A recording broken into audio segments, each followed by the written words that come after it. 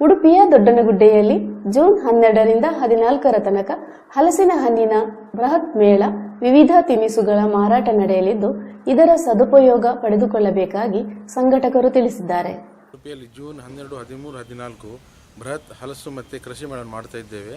ಇದರಲ್ಲಿ ಹಲಸಿನ ವಿಶೇಷ ಅಂದರೆ ಹಲಸು ಅಂದರೆ ಕೆಂಪು ಹಲಸು, ಕೇಸರ ಹಲಸು, ರುದ್ರಾಕ್ಷಿ ಹಲಸು ಮತ್ತು ಏಕದಶಿ ಹಲಸು 4 ಹಲಸು ಬರ್ತದೆ. ನಾವು ಆಂಧ್ರದಿಂದ ತರಿಸ್ತಾ ಇದ್ದೇವೆ. ಮತ್ತು ತುಂಬ ನರ್ಸರಿ ಬರ್ತಾ ಉಂಟು, ಹೂವಿನ ಗಿಡ ಮತ್ತು ಸಸಿಗಳು ಬರ್ತಾ ಉಂಟು. ಮತ್ತು ಹಲಸಿನ ಅಂದರೆ ಇದರಲ್ಲಿ ವಿಶೇಷ ಅಂದರೆ ಕೆಂಪು ಹಲಸಿನ ಹೋಳಿಗೆ ಮಾಡ್ತೇವೆ, ಕೆಂಪು ಹಲಸಿನ ಜಿಲೇಬಿ ಮಾಡ್ತೇವೆ. ಮತ್ತು ಕೆಂಪು ಹಲಸಿನ ತುಂಬ ಸ್ವೀಟ್ ಹಲಸು ನಾವು ತರಿಸ್ತಾ ಇದ್ದೇವೆ. ಕೆಂಪು ಹಲಸು ಬೃಹತ್ತಾಗಿ ನಾವು ಹಲಸು ಮೇಳ ಮಾಡ್ತಾ ಇದ್ದೇವೆ. ಇದರಲ್ಲಿ ತುಂಬ ಸ್ಟಾಲ್ಸ್ ಬರ್ತಾ ಉಂಟು. ಈ ಸ್ವದೇಶಿ ಉತ್ಪನ್ನಗಳು ಮತ್ತು